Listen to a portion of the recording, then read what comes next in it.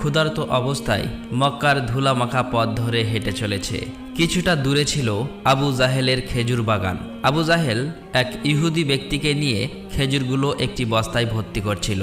শিশু নবী মুহাম্মদ সাল্লাল্লাহু আলাইহি ওয়াসাল্লাম তখন ক্ষুধার্ত ছিল, তাই ক্ষুধা নিবারণের জন্য দুটি খেজুরের আশায় আবু জাহেলের খেজুর বাগানের দিকে যেতে লাগলো। শিশু নবী মুহাম্মদ সাল্লাল্লাহু আলাইহি ওয়াসাল্লাম ধীরে ধীরে সেই খেজুর বাগানে হাজির হলেন এবং আবু জাহেলকে সালাম দিয়ে বিনয়ের সঙ্গে বললেন, চাচা যান, আমার খুব ক্ষুধা পেয়েছে, আমাকে দুটি খেজুর দিতে পারবেন? তখন আবু জাহেল তাচ্ছিল্য ভরা চোখে তাকিয়ে বলল, হে মোহাম্মদ, তোমাকে খেজুর দিতে পারি, কিন্তু একটি শর্ত আছে। ওই যে ব্যক্তিটি দাঁড়িয়ে আছে তার কাছে বস্তা আছে, ওইগুলো তুমি মাথায় করে নিয়ে আমার বাড়িতে দিয়ে আসো, তাহলে তুমি খেজুর পাবে। তখন শিশু নবী সাথে সাথে ওই ইহুদি ব্যক্তির কাছে চলে গেলেন। ইহুদি লোকটি তাকে অবাক হয়ে দেখে বললেন, হে বালক মোহাম্মদ, তুমি কি জন্য এসেছো? শিশু নবী মুহাম্মদ সাল্লাল্লাহু আলাইহি ওয়াসাল্লাম বললেন, আমি এই বস্তা মাথায় করে নিয়ে যাব। ইহুদি ব্যক্তিটি বললেন, এই ছোট্ট বয়সে তুমি কি এই বস্তায় নিয়ে যেতে পারবে? শিশু নবী বললেন, নিশ্চয়ই পারবো। অতঃপর শিশু মুহাম্মদ সাল্লাল্লাহু আলাইহি ওয়াসাল্লাম ধুলিমাখা শরীরে মাথায় বিশাল বস্তা নিয়ে হেঁটে চললেন। ছোট্ট ছোট্ট পা, ক্লান্ত দেহ, কিন্তু চেহারায় এক অপার্থিব শান্তি। এবং তার পিছু চলেছে আবু জাহেল এবং সেই ইহুদি ব্যক্তি। কিছুক্ষণ পর সেই বস্তা আবু জাহেলের বাড়ির সামনে এসে রাখলেন। তখন ইহুদি ব্যক্তি এই বস্তা নিয়ে বাড়ির ভিতরের কোণে রেখে দিলেন। তারপর শিশু নবী হযরত মুহাম্মদ সাল্লাল্লাহু আলাইহি ওয়াসাল্লাম বললেন, চাচা যান, আমাকে খেজুর দেবেন না? তখন আবু জাহেল মাত্র একটি খেজুর দিলেন। তখন শিশু নবী হযরত মুহাম্মদ সাল্লাল্লাহু আলাইহি ওয়াসাল্লাম বললেন, চাচা যান, আর একটি খেজুর দেবেন না? এই নির্দোষ চাওয়াই যেন আবু জাহেলের আগুনে ঘি ঢেলে দিল। সে রেগে গিয়ে হঠাৎ করে একটি প্রচণ্ড থাপ্পড় মারল শিশু মুহাম্মদ সাল্লাল্লাহু আলাইহি ওয়াসাল্লামের গালে। সঙ্গে সঙ্গে সূর্য যেন হঠাৎ ডুবে গেল, আকাশ কেঁদে উঠল, বাতাস স্তব্ধ হয়ে গেল, পাহাড় পর্বত যেন অশ্রু ঝরালো। যে একটি নিষ্পাপ শিশুর উপর এমন অন্যায়! নিষ্ঠুর আবু জাহেল হাসতে হাসতে ঘরে প্রবেশ করল। ঠিক তখনই ঘটল এক অলৌকিক ঘটনা। খেজুর ভর্তি বস্তার মুখ খুলতেই আবু জাহেল হতবাক হয়ে গেলেন। আবু জাহেল দেখল বস্তার সমস্ত খেজুরগুলো ছোট ছোট পাথর হয়ে গেছে। চোখের সামনে এমন অলৌকিক ঘটনা দেখার পর সেই ইহুদি বিস্ময়ে হতবাক হয়ে গেল। এই দৃশ্য দেখে সেই ইহুদি ব্যক্তি থমকে দাঁড়ালেন। এমন অলৌকিক ঘটনার কথা জানানোর জন্য ইহুদি ব্যক্তিটি দ্রুত তাদের নেতার কাছে ছুটে গেল। কিন্তু নিষ্ঠুর অত্যাচারী আবু জাহেল তখন ঘর থেকে বের হয়ে এলো এবং কটাক্ষ করে বললেন, হে মোহাম্মদ, তুমি তো বড় জাদুঘর, আমার খেজুরগুলো জাদু করে পাথর করে দিয়েছ। শিশু নবী মুহাম্মদ সাল্লাল্লাহু আলাইহি ওয়াসাল্লাম নরম কণ্ঠে মাথা নিচু করে বললেন, চাচা যান, আমি কিছুই জানি না। এই কথা বলতেই নিষ্ঠুর আবু জাহেল আর একটা চড় মারলেন। চড়ের শব্দে যেন আবারও আকাশ কেঁপে উঠল, পাহাড় স্তব্ধ হয়ে গেল, আর শিশুটির চোখে জমে উঠল এক বিন্দু অশ্রু। কিন্তু কি আশ্চর্য, শিশু মুহাম্মদ শুধু এতটুকুই বললেন, চাচা যান, আপনার হাতে ব্যথা লাগেনি তো? আহা, কি মমতা, কি সহমর্মিতা! নিজে চড় খেলেন, অথচ চিন্তা করলেন চড় মারা মানুষের ব্যথার কথা। অতঃপর শিশু নবী সেই ব্যথা আর অপমানের বোঝা নিয়ে বাড়ি ফিরলেন না। চুপচাপ চলে গেলেন পাহাড়ের কিনারায়, শুধু নিঃশব্দে দাঁড়িয়ে রইলেন। এই ঘটনা দেখে গাছগুলো, পাহাড়গুলো বলতে লাগলো, আহ আফসোস, যাকে না সৃষ্টি করলে এই জমিন, এই আসমান, এই পৃথিবী কিছুই সৃষ্টি হতো না। সেই মহান নবী আজ ক্ষুধার্ত, অপমানিত, অবহেলিত। কিন্তু তবুও পাষাণ্ড আবু জাহেলের হৃদয় এতটুকুও কাঁপল না, এক বিন্দু অনুতাপও তার চোখে এলো না। এদিকে সেই ইহুদি ব্যক্তিটি তাদের নেতার কাছে এসে বলল, আজ এমন এক ঘটনা দেখেছি যা কল্পনাকেও হার মানায়। আব্দুল্লাহর পুত্র শিশু মুহাম্মাদের এমন ক্ষমতা আছে যা দুনিয়ার কারণেই। তাকে একটা চড় মারলে খেজুর সব পাথর হয়ে যায়। আচ্ছা, আপনি কি বলতে পারবেন এটা কি জাদু না অলৌকিক ক্ষমতা? তখন তাদের নেতা বললেন, আমরাও শুনেছি আমাদের ধর্মগ্রন্থ নাকি মুহাম্মাদের নাম আছে, সে হবে শ্রেষ্ঠ নবী এবং শেষ নবী। তবে তিনি কি এই মুহাম্মদ, এটা জানার জন্য আমাদের ধর্মগুরুর সান্নিধ্য প্রয়োজন। যদি এটা সত্য হয় তবে তাকে আমরা বাঁচাতে দেব না, এই পৃথিবী থেকে সরিয়ে দেব। তোমরাও যাও, আমাদের ধর্মগুরুর কানে এটি পৌঁছে দাও। তখন সেই ইহুদি ব্যক্তিটি আবারও আবু জাহেলের বাড়ির দিকে রওনা হলেন। যেতে যেতে সেই খেজুর বাগানের কাছে উপস্থিত হয়ে দেখলেন সমস্ত খেজুর গাছের খেজুর নেই, সব একেবারে পাথর হয়ে গেছে। এটা দেখে সেই ইহুদি ব্যক্তিটি হতভম্ব হয়ে গেলেন। তিনি আর এক মুহূর্ত দাঁড়ালেন না, খুব দ্রুত আবু জাহেলের বাড়ির দিকে রওনা হলেন। আবু জাহেলের বাড়িতে এসে বললেন, ভাই, আপনার খেজুর বাগানের সমস্ত খেজুরগুলো তো পাথরে পরিণত হয়ে গেছে। এখন এটাকে যদি ফিরিয়ে আনতে না পারেন তাহলে অনেক টাকা ক্ষতি হয়ে যাবে। এটাকে ফেরানোর একমাত্র পথ হলো শিশু মুহাম্মাদের কাছে ক্ষমা চাওয়া। কিন্তু আবু জাহেল ক্ষমা চাওয়ার পাত্র ছিল না। সে ছিল নিষ্ঠুর এবং অতি চালাক। তাই সে চালাকি করেই বলল, ঠিক আছে, চলো আমরা মুহাম্মাদের বাড়িতে গিয়ে দেখি। এই বলে তারা শিশু মুহাম্মদ সাল্লাল্লাহু আলাইহি ওয়াসাল্লামের বাড়ির দিকে রওনা হলেন। শিশু মুহাম্মদ সাল্লাল্লাহু আলাইহি ওয়াসাল্লাম থাকতেন চাচা আবু তালেবের সঙ্গে। চাচা আবু তালেব তখন ঘরে একা। কিছুক্ষণের মধ্যেই আবু জাহেল এসে হাজির হয়ে বললেন, হে আবু তালেব, শিশু মুহাম্মদ কোথা থেকে এমন জাদু শিখেছে? সে তো বড় জাদুঘর। সে আমার খেজুরগুলো সব পাথর করে দিয়েছে। কোথায় গিয়েছে তুমি কি খবর রাখো? তাকে তো খুঁজে পাওয়া যাচ্ছে না। দেখো কোন পাহাড়ের কিনারায় জঙ্গলের বাঘ ভাল্লুকে খেয়ে নিয়েছে কিনা। এই কথা শোনা মাত্রই চাচা আবু তালেব আর দেরি করলেন না, শিশু নবীকে খুঁজতে বার হলেন।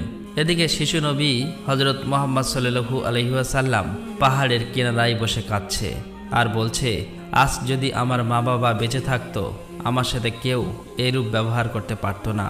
আমি আজ বড় একা। শিশু নবীর কান্না দেখে জঙ্গলের বাঘ ভাল্লুক হরিণ সেখানে আসলেন। সেই ব্যথায় ব্যতীত হয়ে তারাও যেন কাঁদছে আর বলছে, ইয়া রাসূলুল্লাহ, রহমাতুল লিল আলামিন, এই চর যেন আমাদের লেগেছে। ইয়া রাসূলুল্লাহ, তুমি আর কেঁদো না, এই কান্না আমরা সহ্য করতে পারছি না। অতঃপর কিছুক্ষণের মধ্যেই চাচা আবু তালেব সেখানে হাজির হলেন। এটা দেখার পর তিনি আর কিছুই বললেন না, একেবারে অবাক হয়ে গেল। তখন চাচা আবু তালেব সান্ত্বনা দিয়ে বললেন, তোমাকে এমন কষ্ট দিল, আমি তো আছি। আমি বেঁচে থাকতে কেউ তোমাকে আঘাত করতে পারবে না। অতঃপর শিশু নবীকে নিয়ে চাচা আবু তালেব বাড়িতে চলে এলেন। সেই রাতেই চাচা আবু তালেব আবু জাহেলের বাড়িতে গিয়ে বললেন, তুমি তাকে জাদুঘর বলছো, অথচ সে তো কিছুই চায়নি। সে তো তোমার খেজুর নেয়নি, তোমার বিরুদ্ধে কিছু বলেনি। এই শিশুর চোখে যে অশ্রু ঝরেছে সেই অশ্রু একদিন পাহাড়ও গলিয়ে দেবে। এই কথা বলে তিনি সেখান থেকে চলে আসলেন। এই কথা শুনে আবু জাহেল কোনো জবাব দিল না, কারণ এই শিশুর মধ্যে এমন কিছু ছিল যা সে অনুভব করতে পারছিল কিন্তু স্বীকার করতে পারছিল না। আসলে আবু জাহেল ছিল মিথ্যাবাদী এবং অত্যাচারী। সেই রাতে মক্কার আকাশে এক উজ্জ্বল আলো দেখা গেল। সবাই ভাবল বুঝি কোনো তারা পড়েছে। ফেরেশতারা একে একে নেমে আসলো। এক ফেরেশতা আরেক ফেরেশতাকে বলল, এই শিশুর চোখে পানি দিয়ে একদিন মহা কিতাব নাজিল হবে। এই শিশু হবে শ্রেষ্ঠ মানব তথা শ্রেষ্ঠ নবী, যা সমগ্র বিশ্ববাসীর জন্য রহমত স্বরূপ। এদিকে ইহুদি কাফেররা এই অলৌকিক ঘটনা শোনার পর নবীজিকে হত্যা করার জন্য ষড়যন্ত্র লিপ্ত হয়ে যায়। কেননা তারা চেয়েছিল যে শেষ নবী তাদের বংশের মধ্যে জন্ম হোক, কিন্তু তা হয়নি। তাদের মধ্যে একজন ইহুদি তাদের ধর্মগুরুর কাছে গিয়ে সমস্ত ঘটনা খুলে বললেন। তখন তাদের ধর্মগুরু বললেন, আমি চিনেছি তাকে, সে সেই নবী যার বর্ণনা আমাদের কিতাবে আছে। তার দুটি চিহ্ন রয়েছে, একটি কাঁধে নবুয়াতের মোহর, অন্যটি তার দৃষ্টিতে রহমত। অন্য একজন প্রশ্ন করল, তাহলে আপনি কি ঈমান আনবেন? তখন তিনি চুপ করলেন, মাথা নিচু করলেন, তারপর শুধু বললেন, আমরা চেয়েছিলাম আমাদের বংশে আসুক, তাই আমরা সে অস্বীকার করব। অন্যদিকে প্রতি বছর চাচা আবু তালেব ব্যবসার উদ্দেশ্যে সিরিয়ায় সফর করতেন। সেদিনও চাচা আবু তালেব সিরিয়া সফরের উদ্দেশ্যে প্রস্তুত হচ্ছিলেন। ঠিক সেই সময় শিশু মুহাম্মদ সাল্লাল্লাহু আলাইহি ওয়াসাল্লাম এসে বললেন, চাচা যান, আপনার সঙ্গে আমিও সিরিয়ায় সফরে যাব। কিন্তু শিশু মুহাম্মাদের কথা চাচা আবু তালেব ফেলতে পারলেন না। অতঃপর পরের দিন ব্যবসার উদ্দেশ্যে শিশু মুহাম্মাদকে নিয়ে চাচা আবু তালেব সিরিয়া সফরের উদ্দেশ্যে রওনা হলেন। এভাবেই চলতে চলতে কয়েক মঞ্জিল পথ অতিক্রম করার পর বাণিজ্য কাফেলা শাম নামক একটি জায়গায় গিয়ে বিশ্রাম। সেখান থেকে কিছুটা দূরে খ্রিস্টানদের একটি গির্জা ছিল। সেই গির্জায় খ্রিস্টানদের একজন ধর্মগুরু ছিল, যে সেই জামানার সবচেয়ে মহাপণ্ডিত ছিল। কাফেলা যখন আবারও চলতে শুরু করলো, তখন ওই খ্রিস্টানদের ধর্মগুরু লক্ষ্য করে দেখল কাফেলার সাথে সাথে যে সোজা শিশু নবী আছে তার ঠিক মাথার উপর একখণ্ড মেঘ আছে। তার মাথার উপর ছায়া দিতে দিতে সরে আসছে। এটা দেখে তিনি অবাক হয়ে গেলেন। খ্রিস্টান ধর্মগুরু খুব শীঘ্রই তাদের ধর্মগ্রন্থ পড়ে বুঝলেন নিশ্চয়ই কাফিলার ভিতরে আখিরি জামানার শেষ নবী রয়েছে। তখন তিনি খুব দ্রুত তাদের একজন লোককে ডাকলেন এবং বললেন, তোমরা যাও, ওই কাফিলার সকলকে ডেকে আনো, তাদেরকে আমরা দাওয়াত খাওয়াবো। এই কথা শুনে তারা সেখানে চলে গেল এবং তাদেরকে বলল, প্রিয় ভাইরা, আমাদের ধর্মগুরু আপনাদের সকলেরই দাওয়াত করেছেন, এই দাওয়াত আপনারা কবুল করুন। অতঃপর কাফেলার সকলেই ওই গির্জায় আসলেন। তারপর খ্রিস্টান ধর্মগুরু কাফেলার সকলকে পেট ভরে খাওয়ালেন। অতঃপর কিছুক্ষণ পর খ্রিস্টান ধর্মগুরু আবু তালেবকে বললেন, হে কাফেলার সর্দার, নিশ্চয়ই এই শিশুর পিতামাতা ইন্তেকাল করেছে। আবু তালেব বললেন, হ্যাঁ, আপনার অনুমান সত্য, তারা ইন্তেকাল করেছে। এখন আমিরিজা নিশ্চয়ই আল্লাহর শেষ নবী হবেন। তার পৃষ্ঠদেশে মোহরের নবুয়াত খচিত আছে। তার প্রতি তুমি খুবই সতর্ক দৃষ্টি রাখবে এবং তাকে কোথাও একা যেতে দেবেন না। কেননা ইহুদি নাসারাগণ এটা জানতে পারলে, চিনে ফেললে তারা শিশু মোহাম্মদকে প্রাণনাশের চেষ্টা করবে, এতে কোনো সন্দেহ নেই। তখন চাচা আবু তালেব বললেন, আপনি এই খবর জানেন কিভাবে? খ্রিস্টান ধর্মগুরু বললেন, আমি তৌরাত কিতাবে এই ঘটনার বর্ণনা পেয়েছি। তুমি যাও, তোমার ভাতিজাকে এখানে ডেকে আনো। তখন চাচা আবু তালেব শিশু মোহাম্মদকে সেখানে আনার জন্য চলে গেলেন। কিছুক্ষণ পর খ্রিস্টান ধর্মগুরু দেখলেন আবার একটি কাফেলা রওনা হচ্ছে। তখন খ্রিস্টান ধর্মগুরু সেখানে গেলেন এবং তাদেরকে জিজ্ঞাসা করলেন, আপনারা কারা আর কোথায়, কি জন্যই বা যাচ্ছ? তখন তারা উত্তর দিল, আমরা রোম দেশের সৈন্য, আমাদের বাদশাহ আমাদেরকে পাঠিয়েছে যে দুনিয়াতে নাকি আখিরি নবীর আবির্ভাব হয়েছে অনেক দিন আগেই। আমরা তার সন্ধান করছি, তাকে খুঁজে ফেলে হত্যা করে দেব। আপনি কি তার কোনো সন্ধান দিতে পারবেন? তখন খ্রিস্টান ধর্মগুরু বলল, তোমরা বৃথায় তাকে খুঁজে বেড়াচ্ছ। আল্লাহ তাআলা যদি সত্যিই তার শেষ নবীকে দুনিয়ায় পাঠিয়ে থাকেন, তবে তো তিনি নিজেই তাকে হেফাজত করবেন। কারো এমন সাধ্য নেই যে তাকে হত্যা করতে পারবে। অতএব তোমরা আবারও রোম দেশে ফিরে যাও। এই কথা শুনে ওই সৈন্যগুলো ফিরে গেল। এভাবেই সেই দিন অতিবাহিত হয়ে গেল। রাতের বেলা খ্রিস্টান ধর্মগুরু চাচা আবু তালেবকে তাদের গির্জায় ডেকে বলল, হে কাফেলার সর্দার, দেখেছ তো আমার কথাই সত্য। ইহুদি নাসারাগণ আখিরি নবীর সাথে চরম শত্রুতা পোষণ করে। তারা যদি শেষ নবীকে হাতের কাছে পেয়ে যায় তাহলে হত্যা করার চেষ্টা করবে। অতএব ভাতিজাকে নিয়ে বিদেশে যাওয়া উচিত হবে না, ফিরে যাও। অতঃপর পরের দিন চাচা আবু তালেব আর বিদেশ সফর করলেন না, আবারও দেশের পথে ফিরে আসতে লাগলেন। কিছুক্ষণ যাবার পর পথের মধ্যে একটি ঘোড়া দেখতে পেলেন, কিন্তু সেখানে কোনো মানুষ ছিল না। এটা দেখে তারা সেখানে দাঁড়িয়ে পড়লেন। তারপর দেখলেন একজন মানুষ মৃত অবস্থায় পড়ে আছে। আসলেই এটি ছিল একজন ইহুদি যে শিশু নবীকে হত্যা করতে এসেছিল। কিন্তু আজ সেই শিশু নবী নিজে তাকে বাঁচিয়ে তুলছে, নিজের হাতে পানি খাওয়াচ্ছেন। এভাবেই তাকে বাঁচিয়ে নিজেদের সাথে নিয়ে আবারও পথ চলতে শুরু করলেন। এভাবেই চলতে চলতে তাদের কাফেলা একটি সাগরের কিনারায় এসে উপস্থিত হলেন। সেখানে ছিল একটি জেলে সম্প্রদায়ের বসবাস। তাদের কাফেলা সেখানেই বিশ্রাম নিচ্ছিলেন। কিন্তু ওখানকার জেলে সম্প্রদায় ছিল মূর্তি পূজারী। তারা ছিল কুসংস্কারে আবদ্ধ। চাচা আবু তালেব হঠাৎ করে একটি জায়গায় গিয়ে দেখল একদল জেলে সম্প্রদায় মূর্তি পূজা করছে। তখন তাদের মধ্যে একজনকে জিজ্ঞাসা করলো, প্রিয় ভাইরা, আপনারা এমন করে মূর্তি পূজা করছেন কেন? তখন সেই ব্যক্তি বলল, আমাদের জালে বহুদিন থেকে মাছ ধরা পড়ে না, তাই সমুদ্রের দেবতাকে খুশি করার জন্য এই পূজার আয়োজন করেছি। এদিকে শিশু মোহাম্মদ সাল্লাল্লাহু আলাইহি ওয়াসাল্লাম লক্ষ্য করে দেখলেন একটি বড় মূর্তির সাথে একজন মা ও তার বাচ্চাকে শিকল দিয়ে বেঁধে রাখা হয়েছে, তাদেরকে বলি দেবে বলে। কেননা এই জেলে সম্প্রদায়ের বিশ্বাস ছিল এভাবে বলি দিলে তাদের দেবতা খুশি হবে, তাদের জালে আবারও মাছ ধরা পড়বে। তখন শিশু মোহাম্মদ সাল্লাল্লাহু আলাইহি ওয়াসাল্লাম সেখানে গেলেন এবং তাদেরকে শিকল খুলে মুক্তি করে দিলেন। সেই মুহূর্তে একজন জেলে সেখানে গেলেন এবং বললেন, আমরা যাদেরকে বলি দেব বলে বেঁধে রেখেছিলাম তাদেরকে একজন বাচ্চা খুলে দিয়েছে। এটা শুনে তারা সবাই অতি দ্রুত নবীজিকে ধরতে সেখানে যেতে লাগলো। তখন চাচা আবু তালেব তাদেরকে থামাতে গেল, আর সেই সাথে সাথেই তারা সবাই দেখতে পায় সমুদ্রের কাছে সেই বড় মূর্তিটি আপনা আপনি ভেঙে পড়েছে। সমুদ্রের ঢেউ উঠেছে আর সেই ঢেউয়ের সাথে সাথে অনেকগুলো মাছ উপরে উঠে এসেছে। এটা দেখে সমস্ত জেলে সম্প্রদায়ের মানুষ অনেকগুলো মাছ ধরল এবং তারা নিজেরা অনেক খুশি হয়ে গেল। এটা দেখে আবু তালেব অবাক হয়ে যায়। আসলেই নবীজি তখন সমুদ্রের ধারে দাঁড়িয়ে আল্লাহর কাছে দোয়া করছিলেন। নবীজির দোয়ার বরকতে আল্লাহ তাআলা তাদেরকে মাছ দিয়েছিলেন। অতঃপর তাদের কাফেলা মক্কার দিকে রওনা হলো। মক্কায় আসার পর শিশু নবী হযরত মুহাম্মদ সাল্লাল্লাহু আলাইহি ওয়াসাল্লাম চাচা আবু তালেবের ছাগল নিয়ে চড়াতে যেতেন। একদিন ছাগল চড়িয়ে ফেরার পথে শিশু নবী দেখতে পান এক জায়গায় দাসদাসীদের কেনাবেচা চলছে। পুরুষদের গরম রড দিয়ে অত্যাচার করছে এবং মহিলাদের উচ্চ দামে কেনাবেচা চলছে। এটা দেখে শিশু নবী অনেক কষ্ট পায়। এদিকে নবীজির এক চাচা আবু লাহাব দাসদাসীকে কেনাবেচা করত। তিনি একজন দাসকে বেশি দামে বিক্রি করে দিচ্ছিলেন। ঠিক সেই সময় তার স্বামী গিয়ে বললেন, হুজুর, আপনি এমন কাজ করবেন না, আমাদেরকে ক্ষমা করে দিন। এভাবেই কাকুতি মিনতি করতে লাগলো, কিন্তু আবু লাহাব তার কোনো কথাই শুনতে চায় না। ঠিক সেই সময় আমাদের দয়ার নবী সেখানে হাজির হয় এবং চাচা আবু লাহাবকে বলে, আপনি এই মহিলাকে বিক্রি করবেন না। তখন আবু লাহাব বলে, আমি এই মহিলাকে অনেক বেশি দামে কিনেছি, আমার মূল্য পরিশোধ করে দিলে আমি তাকে ছেড়ে দেব। তখন শিশু নবী তার এই মূল্য পরিশোধ করে দিলেন, আর সেদিন সেই মহিলা নবীজির জন্য মুক্তি পেয়েছিলেন। অতঃপর সেই সময় মক্কায় বহুদিন ধরে বৃষ্টি হচ্ছিল না। মক্কায় বড় বড় নেতারা একত্রিত হয়ে বলতে লাগলো, মক্কায় বহুদিন ধরে বৃষ্টি হচ্ছে না, আমাদের বাচ্চারা মারা যাচ্ছে, পশু পাখি মারা যাচ্ছে। তাই আমরা সবাই মিলে কসম করছি যে আমরা সবাই কাবার কাছে আসব এবং সেখানে গিয়ে বৃষ্টি চাইব।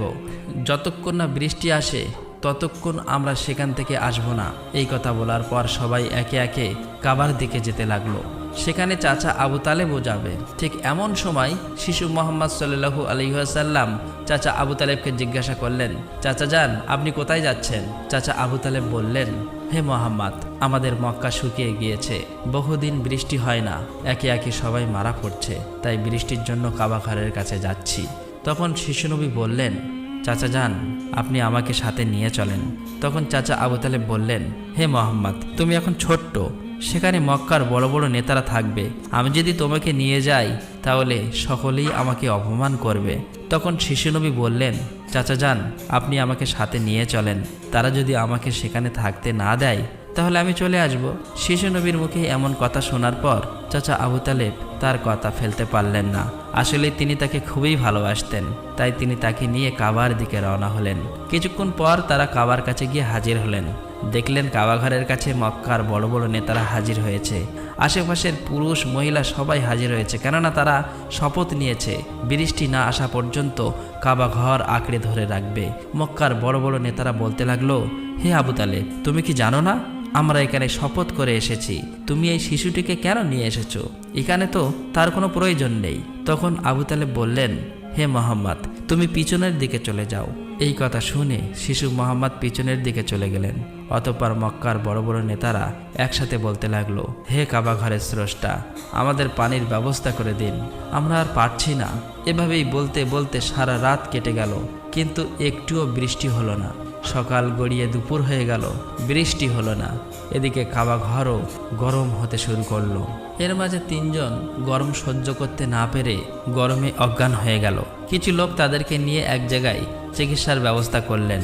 এদিকে একজন চাচা আবু তালেবের পিছনে আঁকড়ে ধরলেন। চাচা আবু তালেব যখন পিছনে ফিরে তাকালেন, দেখলেন শিশু মুহাম্মদ সেখানে দাঁড়িয়ে আছে।